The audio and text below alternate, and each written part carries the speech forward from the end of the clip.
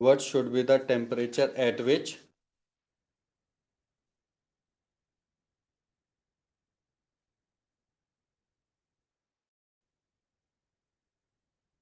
Object just sink. Object क्या हो जाए बच्चों? सिंक हो जाए।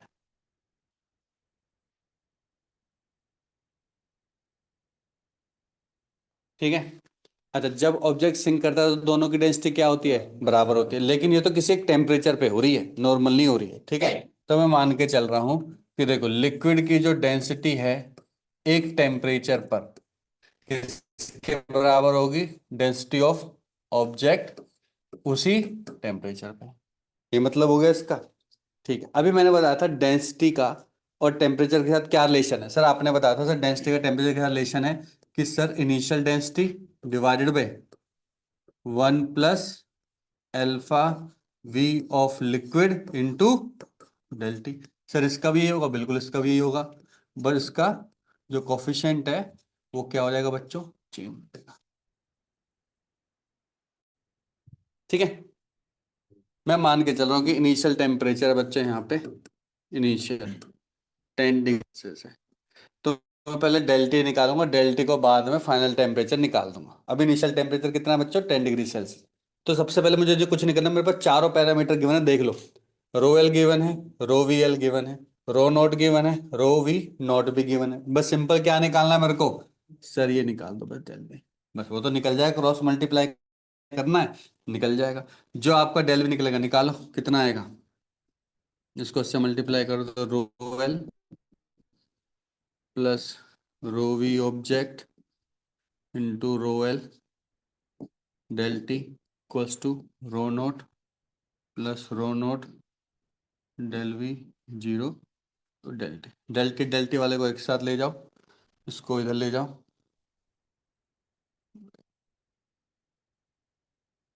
ठीक है, इसको ही रहने दो। Rho L minus rho naught equal to del T common आ जाएगा बच्चे, ये आएगा rho naught del V L minus rho L del V naught. Del T की वैल्यू जो आएगी बच्चे rho L minus rho naught divided by rho naught alpha L L minus rho L alpha V naught. देखो इसकी value है 900, इसकी value है 500। रो note की वैल्यू कितनी है? 850 है। 850 को मल्टीप्लाई करो 1.5 टेंस पावर -3 से। 900 को मल्टीप्लाई करो 1.2 टेंस पावर -3 से। बस। ठीक है। ऊपर का डिफरेंस कितना आ गया है? 50 आ गया। ये देखो मेरे ख्याल से टेंस पावर -3 दोनों में कॉमन है, उसको मैं ऊपर ले जाऊं टेंस पावर प्लस कर दें। नीचे क्या आ गया बच्चों? 850 इंटू 1.5 माइनस 900 इंटू 1.2। इसकी करो calculation. 850 into 1.5 minus 900 into 1.2 become 195। नीचे बन जाएगा 195।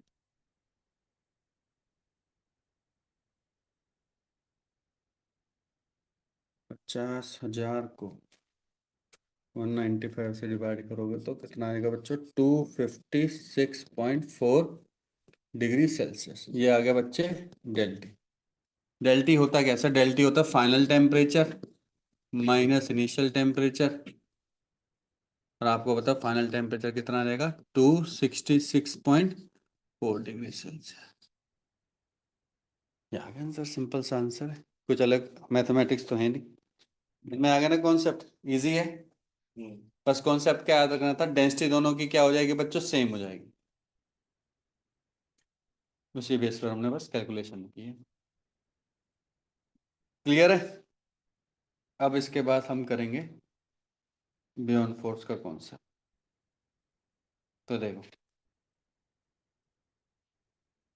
देखो variation of beyond force with temperature.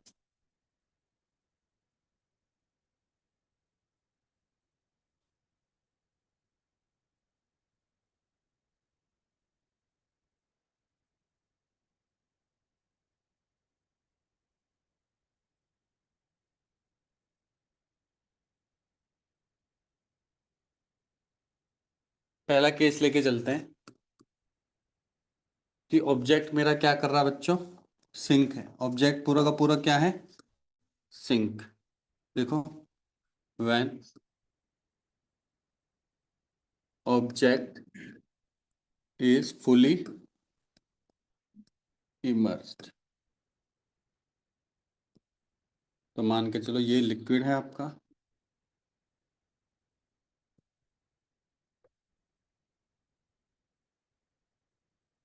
Parameter क्या गिवन होंगे सर, इसकी डेंसिटी गिवन होगी लिक्विड की, सही बात है सर। इसका अल्फा भी गिवन होगा, रोवी, जो कि होगा एल। अब मैं इसको रो भी नहीं लिखना चाहता हूँ, देखो पहले से बताइए वॉल्यूम के टर्म में ही है, मैं डायरेक्ट लिख रहा हूँ रो एल लिख रहा हूँ, रो लिक्विड, रो लिक्विड है, ठीक है। समझ में आ जाएगा ना, क्योंकि वॉल्यूम है, डेफिनेटली वॉल्यूम का है तो उसका एक्सपेंशन भी क्या होगा, वॉल्यूम के टर्म में ही होगा, ठीक है। कुछ कोई पैरामीटर लेना है और तो मुझे अभी नहीं दिख रहा है, तो मान के चलो एक ऑब्जेक्ट है, ऐसा भी ऑब्जेक्ट मान लिया मैंने, ठीक है। उसकी डेंसिटी है बच्चों, ऑब्जेक्ट की डेंसिटी रो नॉट, और उसका भी कोफिशिएंट ऑफ एक्सपेंशन है, हाँ वॉल्यूम ले सकते हैं हम, वॉल्यूम वॉल्यूम लेना पड़ेगा, इसका हमें वॉल्यूम लेना पड़ेगा बच्चों। इनिशियल वॉल्यूम है वी आई, इनिशियल वॉल्यूम क्या है, वी आई। क्योंकि टेम्परेचर नहीं बढ़ा, क्योंकि टेम्परेचर बढ़ाने से वॉल्यूम ऑब्जेक्ट का बढ़ेगा कि घटेगा, बढ़ेगा, तो डेफिनेटली मुझे यहाँ पे वी आई लेना पड़ रहा है, ठीक है। वी भी ले लेंगे तब भी चल जाएगा, वी ले लो, volume of object V naught ले लो, चलो। वी नॉट मेरा क्या है, volume of object at temperature, initial जो भी टेम्परेचर की, ये सारी की सारी इनिशियल वैल्यू पे गिवन है वैल्यू, ठीक है। बना लिए सभी ने, अब लिखो इसमें, now if the temperature is increase, लिखो if the temperature is increased,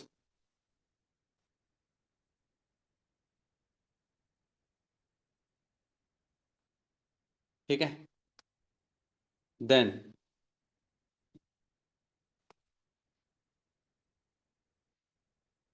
हमारा बियॉन्ड फोर्स का फॉर्मूला क्या होता है बच्चों, वैसे भी ऐसे बियॉन्ड फोर्स का फॉर्मूला होता है mass of liquid into G, sorry mass of liquid displace into जी।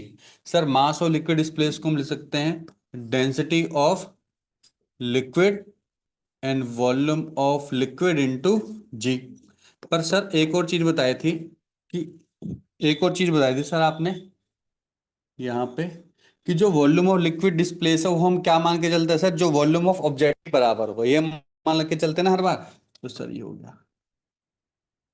तो आप देख रहे होंगे ये बिल्कुल बेसिक फॉर्मूला, ये है एट इनिशियल टेम्परेचर। अभी तक तो मैंने टेम्परेचर नहीं बढ़ाया, ये इनिशियल टेम्परेचर पर जो जो वैल्यू हमारे पास थी हमने इनिशियल केस में निकाल दी, अब हम टेम्परेचर बढ़ाएंगे, अब हम टेम्परेचर बढ़ाएंगे, ठीक है। अब लिखो एट टेम्परेचर, टी भी ले सकते हो, एट टेम्परेचर डिफरेंस लिख देते हैं ना, ठीक है। एट टेम्परेचर डिफरेंस डेल्टा, बात ही खत्म बस, ठीक है भाई। जो भी है टेम्परेचर डिफरेंस कितना आ गया, डेल्टा आ गया, तो मेरा आ जाएगा एफ बी डैश।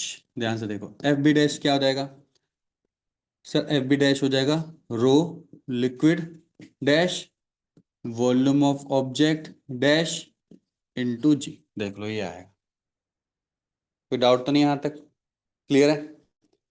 ये डेंसिटी जो होती है ये कम होती है क्या बढ़ती है, कम, ये डेंसिटी, डेंसिटी कम होती है, तो पहले कितनी थी सर, पहले थी लिक्विड की डेंसिटी रो वन, सर कम कितने टाइम से हो जाती है, one plus alpha L del T. ध्यान रखो मैंने रो भी नहीं लिया क्योंकि पहले से मैंने बता दिया है कि ये वॉल्यूम की ही बात कर रहे हैं, बिल्कुल सेम केस में volume of object, volume of object बढ़ेगा कि घटेगा, वो तो सर इंक्रीज करता है, अगर सर वो इंक्रीज करता है तो ये हो जाएगा rho V naught one plus alpha rho into del T, और जी तो साथ साथ है ये, मेरे ख्याल से अब आपको दिखाई दे रहा होगा कि ये क्या है बच्चों, ये मेरा क्या है, एफ बी है।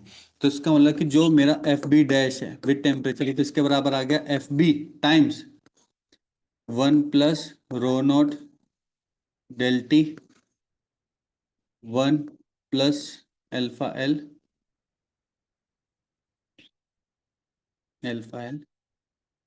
Del T. ठीक है।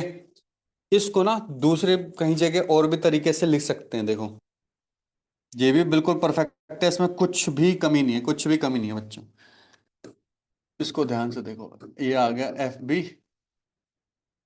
1 + α0 डेल टी 1 - मैं डायरेक्ट लिख रहा हूँ अल्फा एल डेल टी। आप मेरे ख्याल से आपको पता चलेगा कि माइनस मैंने कैसे लगाया, पावर -1, क्योंकि क्वांटिटी बहुत छोटी है तो फॉर्मूला लगा दो। देखो अब पहले अंदर की मल्टीप्लाई करते हैं, करना 1 की 1 से करेंगे तो 1 आएगा, 1 की इससे करेंगे तो क्या आएगा, α0 डेल टी आएगा, इसकी इससे करेंगे तो माइनस के अल्फा एल डेल टी आएगा। अब इधर देखो इन दोनों की करेंगे तो ये आएगा -α0 अल्फा एल डेल टी का। इसकी वैल्यू कितनी होती थी याद करो तो हमने 10⁻⁻5, 10⁻⁻5, 10⁻10, 10⁻10। टेम्परेचर डिफरेंस तो आप 100-200 ही तो लेते हो, 100-200 का अगर मैं स्क्वायर भी कर दो तो 40,000 हो गया। 40,000 और कहाँ 10⁻10, तो ये क्वांटिटी क्या हो जाएगी बच्चों, नेग्लिजिबल हो जाएगी। तो कई बुक में बच्चों ऐसा आंसर भी होता है, देखो F B dash equal to F B 1 + α0 - alpha L ये निकल के आया फॉर्मूला। वैसे उसमें कोई दिक्कत नहीं थी, बहुत बहुत बहुत बहुत कम ही चेंजेस आएंगे, तो हम ये भी याद रख सकते हैं वैसे अगर अलग अलग है। अब इसका फायदा क्या है, देखो अगर ऑब्जेक्ट और लिक्विड सेम रेट से एक्सपेंड करते हैं या फिर कंप्रेस करते हैं सेम रेट से, तो बियॉन्ड फोर्स पे कोई अंतर नहीं है। क्यों, क्योंकि जितनी डेंसिटी कंप्रेस हो रही है जिस रेट से, उतना ही वॉल्यूम ऑफ ऑब्जेक्ट एक्सपेंड कर रहा है। तो उसके में देखो अगर रो नॉट अल्फा एल के बराबर आ जाए, तो पहला केस जैसे कि मान के चलो अल्फा नॉट किसके बराबर आ जाए बच्चों, अल्फा एल के बराबर है, तो मतलब कि यहाँ पे क्या हो रहा है, एफ बी में नो चेंज। लेकिन अगर अल्फा नॉट का रेट ज्यादा है अल्फा एल से, तो क्या होगा, बियॉन्ड फोर्स बढ़ेगा। अगर बियॉन्ड फोर्स बढ़ेगा बच्चे, तो ऑब्जेक्ट कहाँ की तरफ जाएगा, ऊपर की तरफ खिसका के लेके जाएगा। यस और नो, बियॉन्ड फोर्स खतरा है तो ऊपर की तरफ लेके जाएगा उसको। और थर्ड केस होता है बच्चे, जब अल्फा नॉट छोटा हो जाएगा अल्फा एल से, इसका मतलब कि बियॉन्ड फोर्स क्या हो जाएगा बच्चों, डिक्रीज कर जाएगा। डिक्रीज कर जाएगा तो और ज्यादा सिंक कर जाएगा, और ज्यादा सिंक कर जाएगा। सर में आ गया, अंडरस्टैंड है, इजी है, कोई ऐसा तो अलग से कुछ कॉन्सेप्ट नहीं है, बस हम एनालाइज कर रहे हैं डिफरेंट डिफरेंट पैरामीटर के बेसिस पे। ठीक है बच्चे आगे बढ़े। इसका एक सेकंड केस भी, जैसे अभी हमने सिंक करवाया, अब हमें क्या लेना पड़ेगा, फ्लोट का केस लेना पड़ेगा। तो देखो देखो second case, when object floats. अब देखो फ्लोट में क्या होगा, मान के चलो कि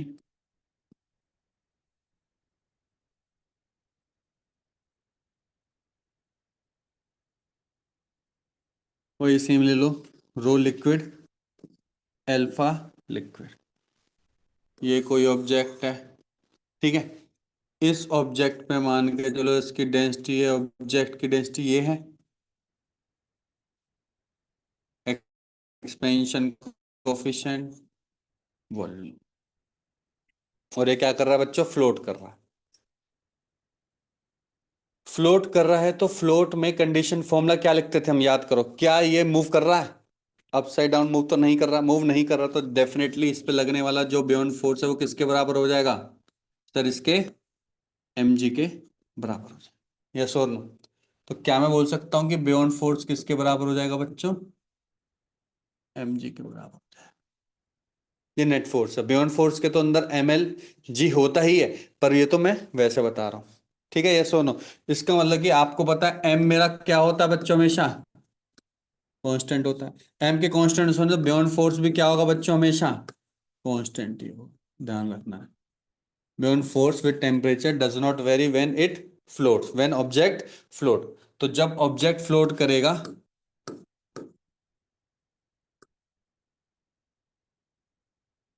तो उस केस में बियॉन्ड फोर्स क्या रहेगा, temperature constant, even temperature increase, चाहे टेम्परेचर इंक्रीज भी कर दो तब भी। पर अंदर तो कुछ ना कुछ हो रहा होगा, अंदर क्या हो रहा है, कुछ ना कुछ चल तो रहा है। अब वो क्या चल रहा है वो देखना हमें, तो देखो आपने बोला कि बियॉन्ड फोर्स बराबर है mg। बियॉन्ड फोर्स का फॉर्मूला क्या होता है, अभी पढ़ा था हमने, mass of liquid displace into G will be equals to m into G, है ना। मास और लिक्विड का फॉर्मूला क्या है सर, हमने पढ़ा है density of liquid, volume of liquid displace into G equal to M G. अभी काटना नहीं है, पहले समझ लो सर ये। चलो इसमें तो कोई चेंजेस नहीं, लेकिन सर हम इसमें ये बोलते हैं, हम इसमें ये बोलते हैं सर कि ना, यहाँ पे वॉल्यूम ऑफ लिक्विड की जगह अगर मैं लिख दूं volume of object emerge, volume of object इतना, ये वाला इमर्ज है केवल इतना, यस और नो, ठीक है। बोलेगा कितना, जी इक्वल टू एम इंटू जी, जी से जी कटा, mass of mass of object तो चेंज होने से रहा, ये क्या हो जाएगा बच्चों, कांस्टेंट। तो इसका मतलब क्या हो गया, देखो इसका मतलब क्या हो गया, इनिशियली लिक्विड का डेंसिटी इंटू जेट का वॉल्यूम जो इमर्ज है, ठीक है, विद टेम्परेचर क्या है T1, विद टेम्परेचर T1 वो किसके बराबर होगा, कांस्टेंट होगा। और कांस्टेंट का मतलब कि density of liquid at temperature T2, volume of object emerge at temperature T2, दोनों क्या होंगे बच्चों, सेम रहेंगे। दोनों क्या रहेंगे, सेम ही रहेंगे। किस कंडीशन पर है, जब ये ऑब्जेक्ट क्या कर रहा है बच्चों, फ्लोट कर रहा है।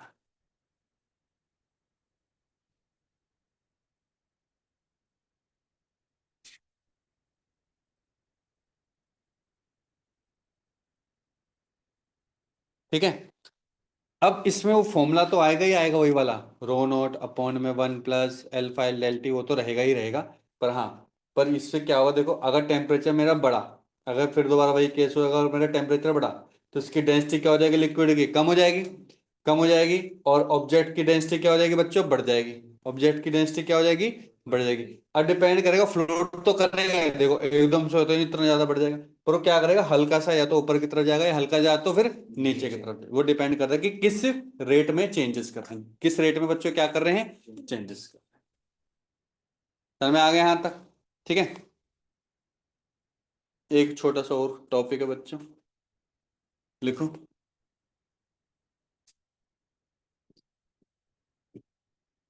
Bye metallic strip. Easy topic है, देखो हमने अभी तक ये समझा था, अभी तक हमने बच्चों ये समझा था कि कोई भी एक, मान के चलो एक रॉड है जिसकी लेंथ क्या है बच्चों, एल है, कैपिटल एल माना था हमने, ठीक है। तो अगर मैं इसका टेम्परेचर बढ़ा देता हूँ तो इसका क्या हो जाती है, लेंथ क्या हो जाती है, कम के ज़्यादा, सर आपने टेम्परेचर बढ़ाया तो लेंथ क्या हो जाएगी इसकी, बढ़ जाएगी। और लेंथ कितनी बढ़ जाती थी, एल प्लस डेल एल बढ़ जाती बाय टेम्परेचर डिफरेंस, जिसका फॉर्मूला आता था, जो एल फाइनल होता था आपका, एल फाइनल क्या होता था, L initial 1 + α L del T, हम सभी को याद है। ये तो केवल किसकी बात कर रहे हैं, हम बात कर रहे हैं बच्चों केवल एक मेटल की। बाय मेटेलिक का मतलब ऐसा है कि दो मेटल को एक साथ में जोड़ दिया है, जोड़ा, स्ट्रिप जोड़ी है उसकी, मिक्स नहीं किया मैंने, एलॉय नहीं बना रहा हूँ। एलॉय में तो हम मिक्सिंग करेंगे ना, पिघला के, पिघला के थोड़ा कर रहा हूँ, दो मेटल लिए मैंने, उनको चिपका दिया, ठीक है। उनके बीच में इतना एफिनिटी कर दी कि वो बिल्कुल, अब वो बहुत ज्यादा प्रेशर लगाना पड़ेगा, बहुत ज्यादा फोर्स लगाना ताकि वो अलग हो जाए, तो बिल्कुल चिपके हुए हैं, ठीक है, हर एक पॉइंट पर। तो इसको इस तरीके से समझो कि एक मेरा मान के चलो मेटल है ये बच्चों, और दूसरा मेटल है ये। दोनों की लेंथ क्या है बच्चों, स्टार्टिंग में इनिशियली लेंथ एल ही है। ये क्या है, आप बोल सकते हो metal one, this one is metal two. अगर सेम मेटल होते तो कुछ फर्क नहीं पड़ता, डेफिनेटली मेटल अलग है तो डेफिनेटली इनका जो कोफिशिएंट होगा वो भी क्या होगा, वन मान के चल लिए, इसका टू मान के चल।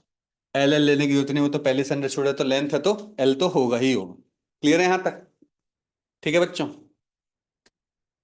बस। अब मैं टेम्परेचर बढ़ाऊंगा। टेम्परेचर बढ़ाने से क्या होगा, लेंथ बढ़ेगी कि घटेगी? से लेंथ तो बढ़ती है। पर सर एक दूसरा एलॉय भी है, और इसमें हम मान के चल रहे हैं, ध्यान से देखो, हम मान के चल रहे हैं कि अल्फा वन क्या है बच्चों, ग्रेटर देन है अल्फा टू। सर क्या मैं अल्फा टू भी मान सकता हूँ? मान सकते हो, कोई दिक्कत नहीं, मान सकते हैं। तो अभी मैं क्या मान के चल रहा हूँ कि अल्फा वन क्या है बच्चों, ग्रेटर देन क्या है, अल्फा टू। ठीक है, और जैसे ही बच्चों जिसका कोफिशिएंट ज्यादा होता है वही आर्क बनाता है, कॉन्वेक्स आर्क। कौन सी बनाता है, कॉन्वेक्स आर्क बनाता है। तो कैसे बनाता है देखो, ब्लैक वाला ही क्या करेगा, ब्लू वाले को अपने अंदर समाहित कर लेगा इस तरीके से। पहले आएगी ब्लैक,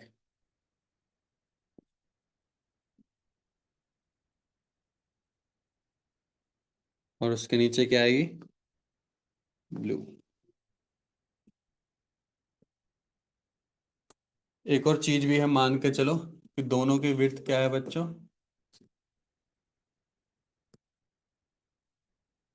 डी, डी है।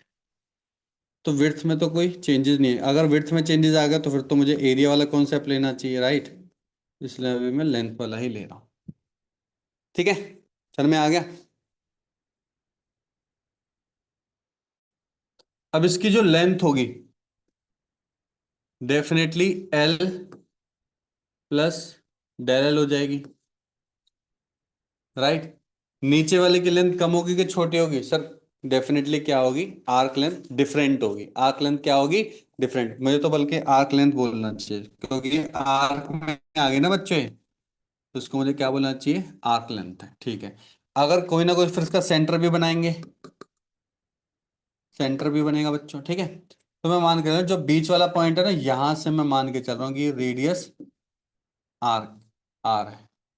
और कितना एंगल सस्पेंड कर रहे हैं बच्चे, थीटा एंगल सस्पेंड कर रहे हैं। हम सभी ने पढ़ रखा है, ध्यान से देखो, हम सभी ने पढ़ रखा है, आर्क लेंथ मेजरमेंट कर रखा है। अगर ये लेंथ है, arc length A, L A, और ये क्या है, थीटा है, और ये क्या है, रेडियस आर है, तो एल ए क्या होता है बच्चों, सिंपल होता है R into theta, correct. R radius है। ठीक है, आर क्या है, रेडियस है। मैं मान के, दो ध्यान से देखो, मैं मान के चल रहा हूं, इसकी जो लेंथ बनी बच्चे, ऊपर वाले की, ब्लैक वाले की लेंथ बनी L1, और नीचे वाले की बनी L2। Final length after temperature, after del T, temperature difference के बाद ये बना। देख लो, कोई दिक्कत नहीं यहां तक? बस हमें अब आर्क लेंथ निकालनी है बच्चों। क्या निकालनी है, आर्क लेंथ निकालनी है।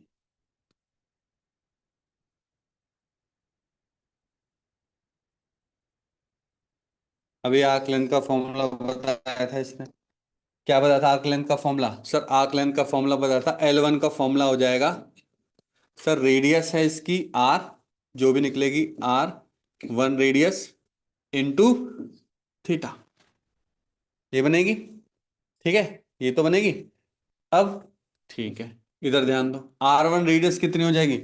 सर मैं यहां से मानूंगा, यहां से आर वन हो जाएगी आर प्लस डी। कितनी हो जाएगी भाई, आर प्लस डी हो जाएगी बच्चों, आर प्लस डी। ठीक है, इंटू थीटा। L2 सोच के बताना, L2 क्या हो जाएगी? सर हो जाएगी आर माइनस डी थीटा। मैंने डी अलग अलग है, शायद बुक में पूरा कैपिटल डी एक ही दे रखा है, मैंने 2D ले लिया, डिफरेंस कितना ले लिया, 2D। ठीक है, ये आ गया बच्चों। अगर मैं दोनों को डिवाइड कर दूं, वन को टू से डिवाइड कर देता हूँ, ये बन जाएगा बच्चों L1 divide by L2, R plus D divide by R minus, मेरे को आर की वैल्यू निकालनी है। आर की वैल्यू निकालने के लिए हम क्या करेंगे, क्रॉस मल्टीप्लाई कर दो तो क्या बन गया बच्चों, L1 R minus D R plus D into, मेरे को देखना है कि कितनी रेडियस बनाता है, ठीक है।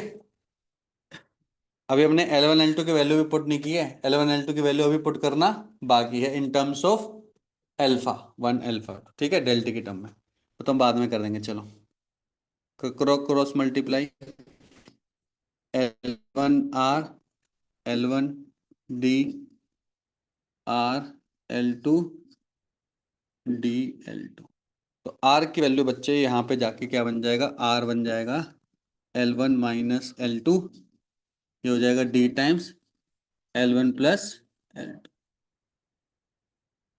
ठीक है बच्चों, क्लियर है। नेक्स्ट पेज पे जाऊं मैं।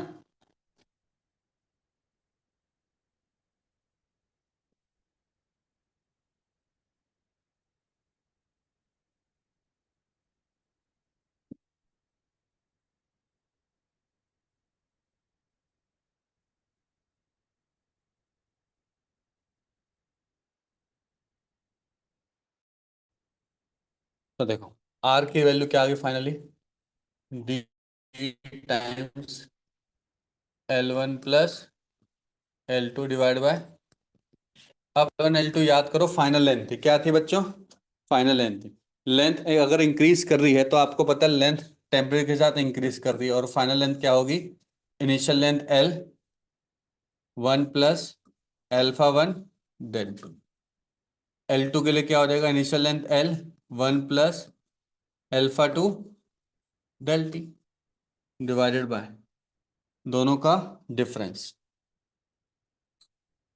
L1 plus alpha 1 del T L1 plus alpha 2 डेल्टी।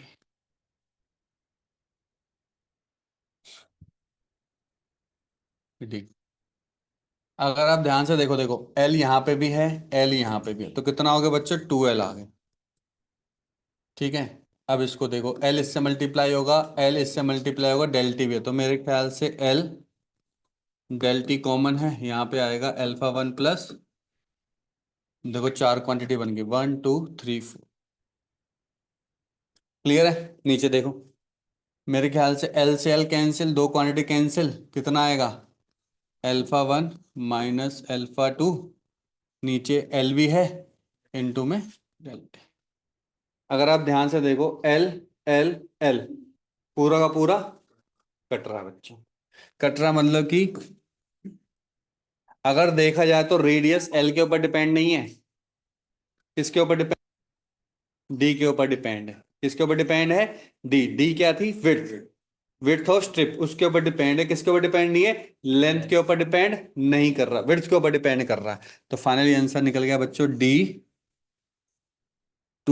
Plus del T alpha 1 plus alpha 2 divided by alpha 1 minus alpha 2 into delta,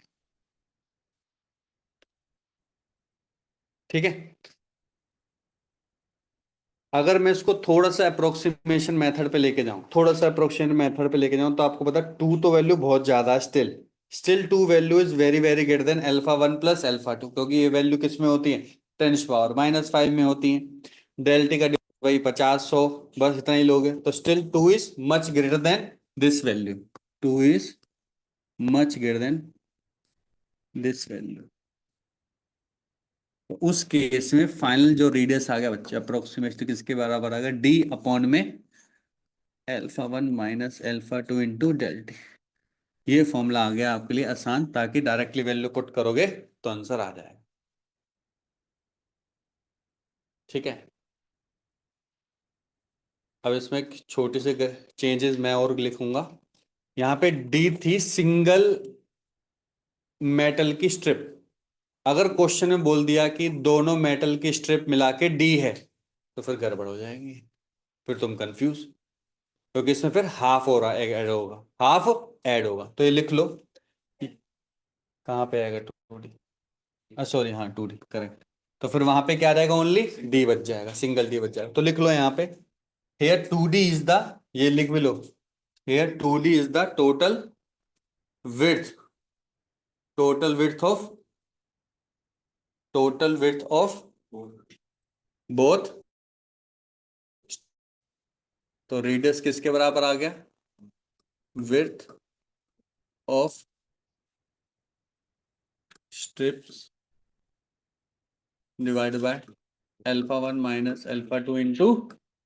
come question है लेकिन आ सक भी सकता है, या तो ना नहीं आ सकता, बोल रखा है क्या इसने, मर जा।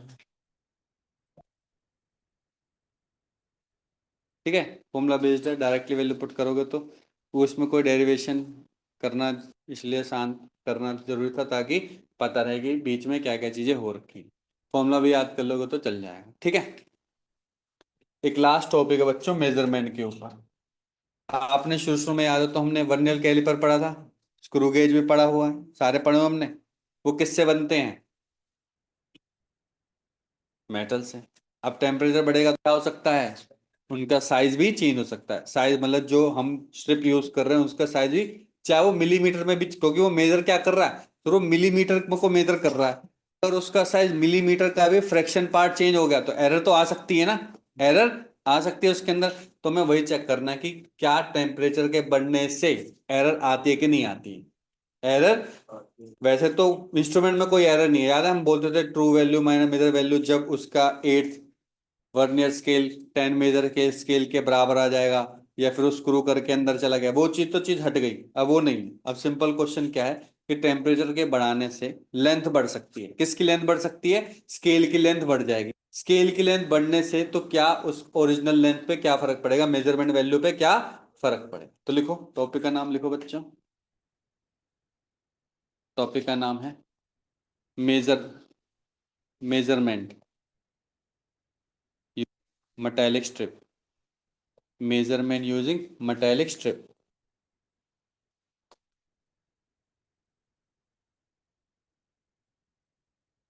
केस वन लिखो इसमें,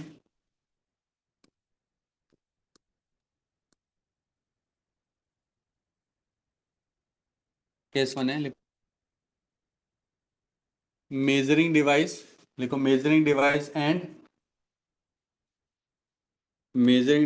and object to be measured, measuring device and object to be measured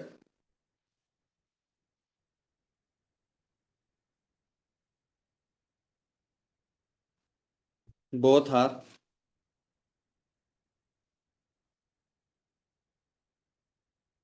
are same metal. अगर वो सेम मेटल के बने हुए हैं, टेम्परेचर बढ़ गया तो कितनी एरर आएगी, जीरो एरर आएगी। क्यों, क्योंकि सर, क्योंकि फॉर्मूला तो सर एल का वही रहेगा ना, सर एल फाइनल का तो वही रहेगा, L into one plus alpha L del T. Sir जब मेटल ही दोनों सेम है तो एल्फा एल दोनों का सेम है, ठीक है। लेंथ दोनों की अलग अलग होगी, वो तो मैटर नहीं कर रहा, लेंथ दोनों की क्या होगी, डेफिनेटली अलग अलग ही होगी, लेकिन एल्फा एल क्या है, दोनों का सेम, इस वजह से क्या होगा बच्चों, उनका एरर जीरो होगी। इन that case, in that case coefficient of linear expansion is same, in that case coefficient of linear expansion is same,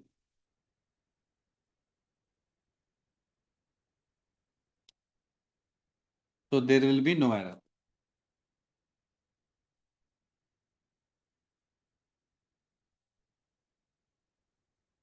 second case, case 2, when only object is expanded, when only object is expanded,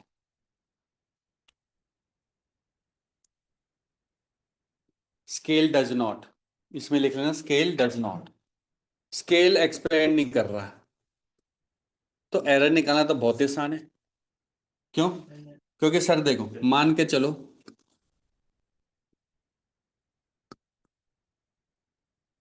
ये है आपका object, object की value given है alpha given, ठीक है बच्चों, alpha L given है, ये क्या है आपका मेजरिंग है 1 2 3 4, 1 2 3 4, 2 3 इस तरीके से। ठीक है। अगर टेम्परेचर बढ़ा भी, अगर टेम्परेचर बढ़ा भी तो क्या बढ़ेगा, ऊपर वाले तो बढ़ेगा, नीचे वाला तो सेम ही रहेगा। नीचे वाला सेम है तो वो उतना एक्स्ट्रा मेजर कर लेगा, और जितना एक्स्ट्रा मेजर कर लेगा वो क्या निकल जाएगा, वो सिंपल बता देगा कि भैया इतना ही एक्सपेंड करा। तो एरर तो तब भी नहीं निकली, एरर तो तब भी नहीं निकली। बस यही तो निकालना था कि टेम्परेचर बढ़ गया है। एरर तो तब निकलेगी ना जब मैं ये बोलूंगा कि दोनों के दोनों क्या कर रहे हैं, अलग अलग कर रहे हैं, तभी तो एरर निकलेगी। समझो एरर का मतलब क्या है, एरर का मतलब है कि जो मुझे मेजर करना चाहिए थे, जो एग्जैक्ट वैल्यू आनी चाहिए थी, वो एग्जैक्ट वैल्यू नहीं आ रही। ये तो मेरे को शुरू से ही पता है कि टेम्परेचर के बढ़ने से इसकी वैल्यू बढ़ेगी ही बढ़ेगी। वो तो मैंने मेजरमेंट करके दे दी, जैसे कि मान के चलो पहले थी 5 मीटर और अब होगी 5.02 मीटर। तो 5.02 - 5 एरर नहीं है, वो जस्ट मेजर किया उसने। समझ में आ गया, जस्ट उसने मेजर करके बता दिया भाई पहले थी 5, अब है 5.02, ये मेजर होगी वैल्यू, बात खत्म, मेरा काम खत्म हो गया। दिक्कत तो तब होगी जब ऑब्जेक्ट एक्सपेंड ना करे और मैं एक्सपेंड करने लग जाऊं, क्योंकि अब तुम्हें गलत स्केल दे दिया है। अब तुम्हें गलत स्केल दे दिया, और तो जो तुम मेजर करोगे वो गलत वैल्यू मेजर करोगे। अब समझ में आ गया ना, डिफरेंस समझ रहे हो। अगर ऑब्जेक्ट केवल एक्सपेंड कर रहा है फिर तो कोई दिक्कत नहीं, वो तो केवल मेजर ही तो कर रहा, वो मेजर अपना काम कर रहा। पहले था 5 और अब कितना है बच्चों, 5.02, उसने मेजर करके बोल दिया। दिक्कत तो तब आएगी जब स्केल भी एक्सपेंड करने लग जाएगा। और अगर स्केल एक्सपेंड कर रहा है तो उसके मतलब आपके पास स्केल क्या है, गलत स्केल है। अब मेजर तो आप डेफिनेटली क्या करोगे, उसके अंदर एरर आएगी ही आएगी। समझ में आ गया यहां तक, तो लिख लो।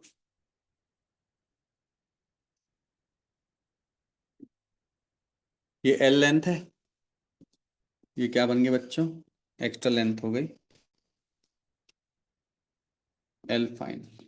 और एल फाइनल की वैल्यू आपको पता है क्या होती है, L into 1 + L final delta.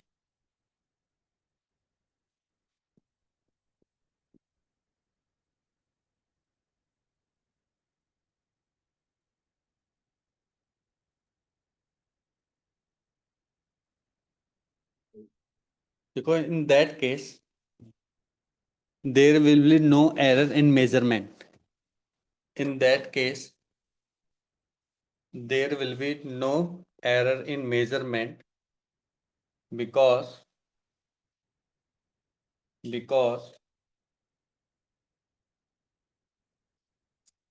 measuring device is not expanded with temperature. Yeah, measuring device is not changed with temperature.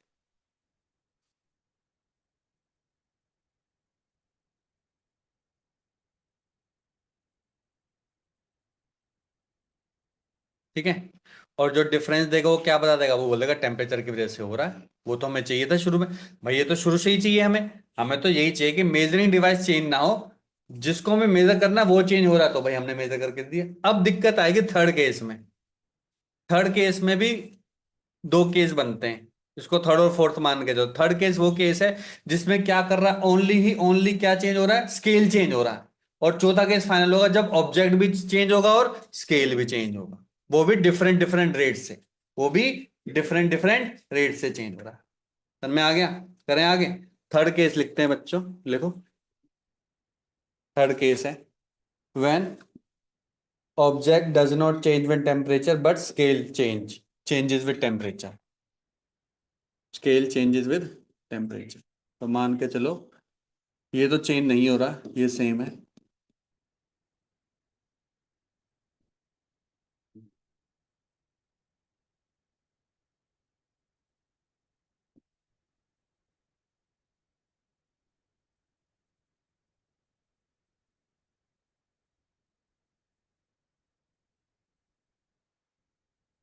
ठीक है, अब हो गया चेंज।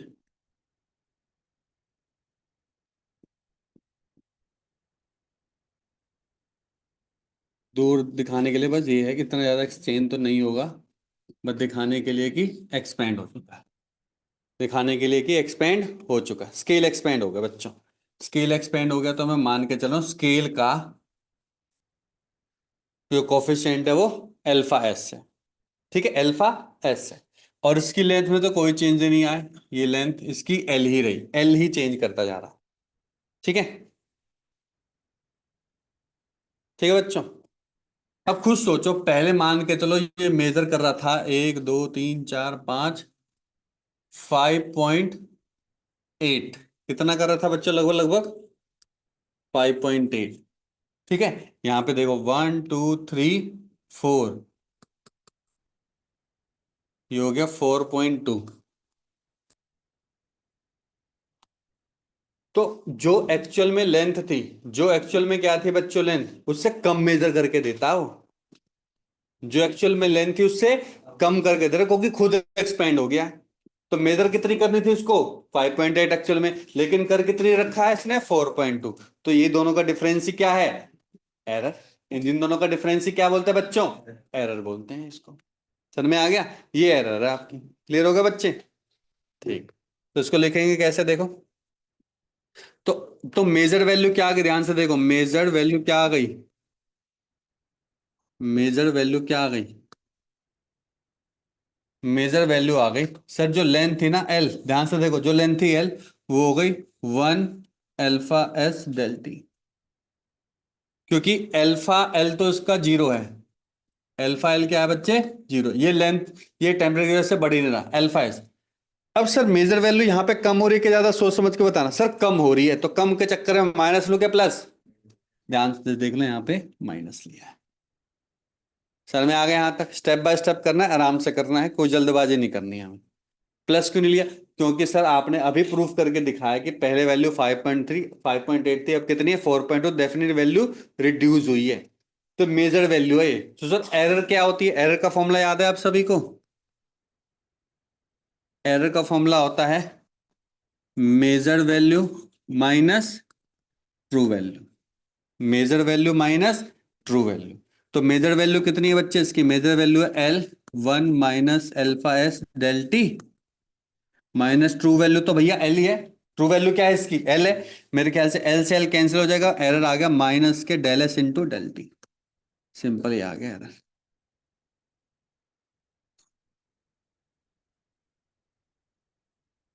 ठीक है, कोई दिक्कत परेशानी? इजी है। एल भी आए।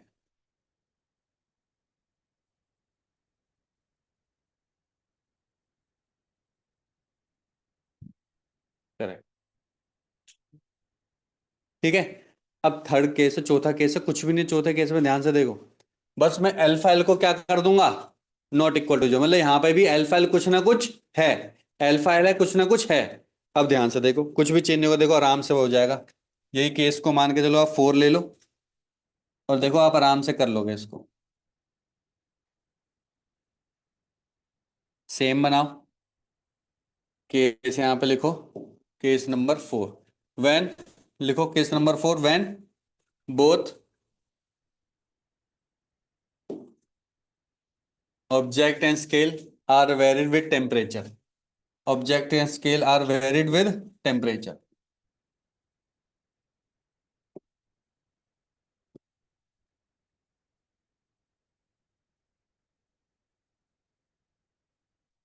डायग्राम भी तो चेंज होगा सारा। चल,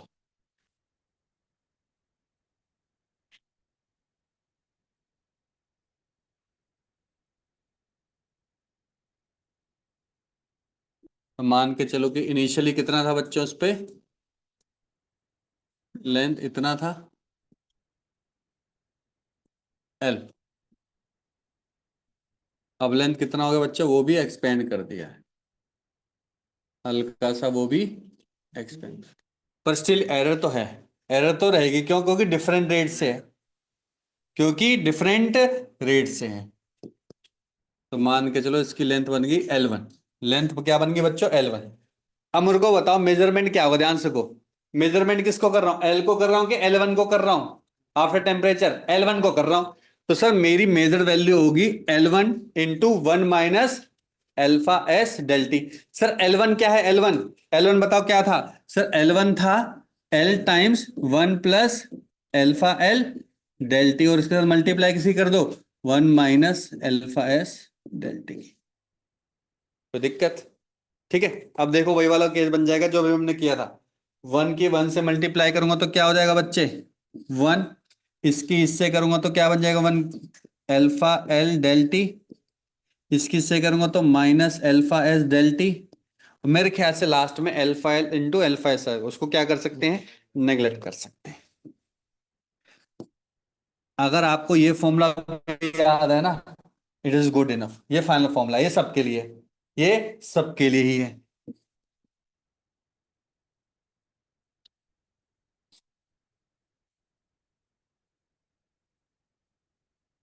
अगर एल्फा एल जीरो है, देखो अगर एल्फा एल जीरो है तो थर्ड केस आ जाएगा, अगर एल्फा एल जीरो है तो सेकंड केस आ जाएगा, अगर दोनों ही बराबर है तो पहला केस आ जाएगा कि दोनों सेम रेट से बढ़े थे। देखो ये जीरो तो मेजर वैल्यू एल आ गई, ट्रू वैल्यू क्या थी, L, L minus L, zero, पहला केस होगा। तो सारे के सारे केस इसी के ऊपर, इस फॉर्मूले के ऊपर बेस्ड हैं, सारे के सारे केस इसी फॉर्मूले के ऊपर बेस्ड हैं। ये आपके पास कौन सी वैल्यू आगे बच्चे, मेजर वैल्यू।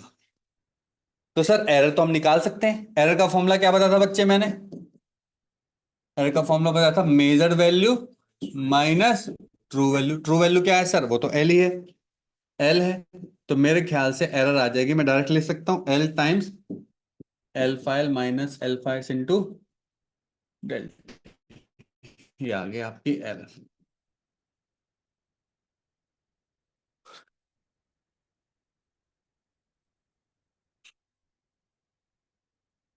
वैसे इसको बोलते हैं एब्सोल्यूट एरर, क्या बोलते हैं इसको, एब्सोल्यूट एरर।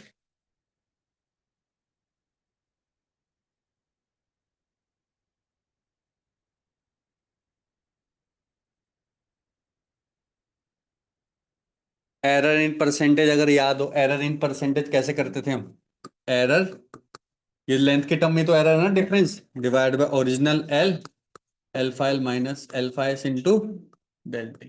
इसको होता है रिलेटिव, इसमें अगर मैं 100 की मल्टीप्लाई कर दूं तो ये परसेंटेज एरर निकल जाएगा, जो कि हो गया alpha L minus alpha S del T into 100। ये है बच्चों का।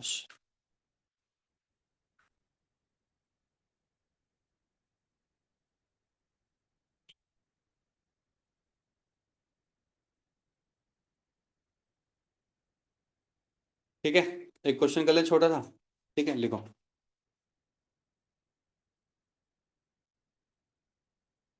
क्वेश्चन लिखो। A bar is measured with vernier calliper, a bar is measured with vernier calliper. एक मेटेलिक बार लिखना, अब metallic bar is measured with vernier caliper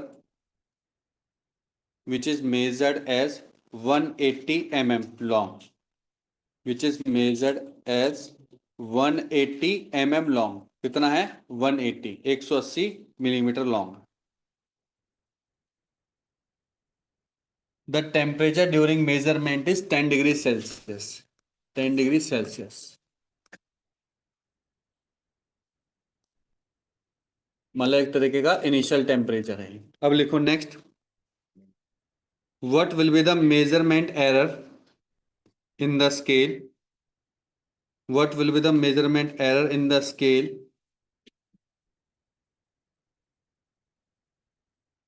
if temperature is increased, if temperature increased by 10 degree Celsius. By 10 degree Celsius है तो final temperature कितना हो जाएगा, 20। हाँ भाई तेरे लिए है, बाय का मतलब ऐड करते हैं, ठीक है। सन में आ गया, नहीं आ गया, फाइनल टेम्परेचर 20। ठीक है, गिवन स्केल का दे रखा है बच्चे 1.1 10⁻⁻5 डिग्री पर डिग्री सेल्सियस। यहाँ पे इसका क्या दे रखा है, कहीं पे भी ऑब्जेक्ट की बात की है क्या इसने, इसका मतलब पहले से अंडरस्टूड हो गया है, कहीं नहीं सर ऑब्जेक्ट में है तो छोड़ के आ रहा हूँ। अरे जब बात नहीं कर रखी तो फिर क्यों छोड़ के आएगा, फिर ऑटोमेटिकली कंसीडर क्या कर लो, जीरो, क्या कर लो, कंसीडर। पर फॉर्मूला याद करो, फाइनल वाला, फाइनल वाला बेस्ट फॉर्मूला है, फाइनल वाला। एरर, एरर याद करो, एरर क्या सिखाई थी, एरर क्या थी बच्चों, एरर, एरर थी sir original length alpha L minus alpha S into डेल्टी।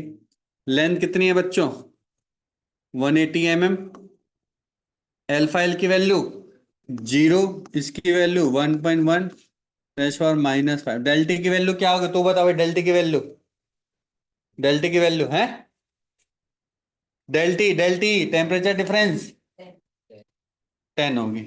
ठीक है, नींद में है अभी भी। चलो तो इसकी वैल्यू आएगी 1.98 इंटू 10⁻⁻²mm, इतनी कम हो जाएगी। लगभग लगभग इतनी वैल्यू आएगी। ठीक है बच्चों, ये एरर है। एरर परसेंटेज बोलेगा तो पहले इसको 180 से डिवाइड करना है। ठीक है, लिख लो वो भी, तुम हो तो वैसे भी। एरर परसेंटेज, एरर परसेंटेज तो डायरेक्टली भी लिख सकते, तो alpha L minus alpha S into del T into 100। ये जीरो है, तो माइनस के 1.1 इंटू 10⁻⁻5 इंटू 10 इंटू 10⁻², 1 2 3, 3 कट गया। माइनस के 1.1 जीरो, 10⁻⁻2 माइनस के 0.011%। सोच लो, 0.011, वो भी परसेंटेज में, इतना कम परसेंटेज चेंज है। तो नेगेटिव ही तो लिया है, ये ले।